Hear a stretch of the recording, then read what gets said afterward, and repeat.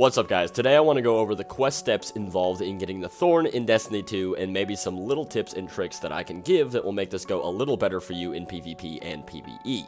First, you need to go head to the salt mines in the EDZ, you'll want to drop into the Trosslands, and you'll want to go inside a ways like you're going to do one of the first story missions where you need to aid Hawthorne, and once you get inside the actual salt mines, straight in front of you there's going to be a transmat beacon that you can ride. Now I'm just going to let the gameplay roll here so you can follow it where you need to go, because I feel like it does a better job explaining it than I could.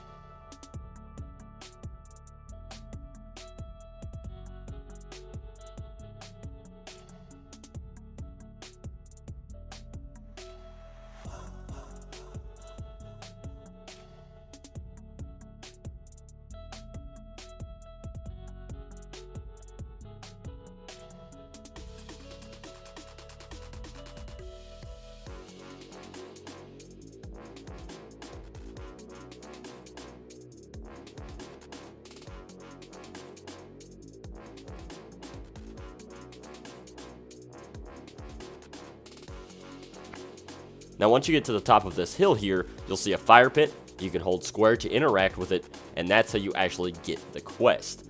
The first step will be to go to Banshee in the tower and talk to him about the broken Thorn.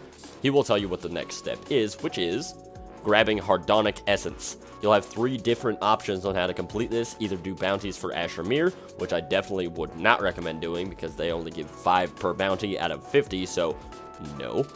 But you can go and kill Warlocks in the Crucible. Good luck with that one too while you're at it, because the percentage of people that play Warlocks is fairly low, at least on console.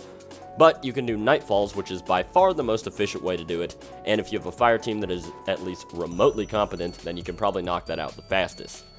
I like that they're finally taking some feedback from the community and doing both PvP and PvE things, but the specific classes in the Crucible is kind of dumb, in my opinion, just because of, like I said, the Warlocks versus Hunters and Titans is really low on console, at least from what I noticed. But hey, baby steps. The next part of the quest is Plasteel Plating.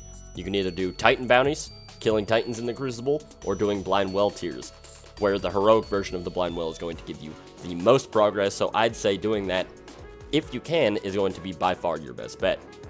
Next, you have to collect Sapphire Wire by doing bounties on Mars, defeating Hunters in the Crucible, or doing Escalation Protocols. Same deal here, guys. If you want the fastest results, then you're going to want to do the Escalation Protocols, which at this point you should be plenty geared for and shouldn't be too hard for you.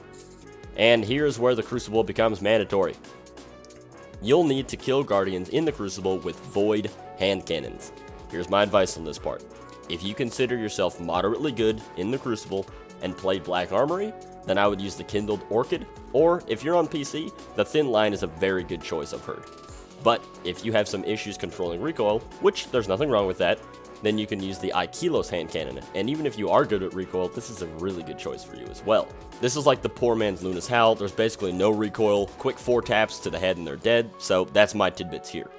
Once you're done slaughtering Guardians, you'll need to talk to Tyra Karn at the farm, and finally, you'll complete a special version of the Savathun Song Strike, and bring a fire team, trust me on this one. No spoilers here today though. When you complete that strike, you'll get the sought after Thorn that does drop powerful and in your inventory, and you can proceed to wreck face in the Crucible with it. That's all for today, guys. I hope this thing helped you. Leave me a comment underneath this video if you have any other tips and tricks that people might want to use. Like this video, it really does help me out a lot. Subscribe to the channel for future Destiny content, and with that, guys, I'll see you in the next video. Have a good one.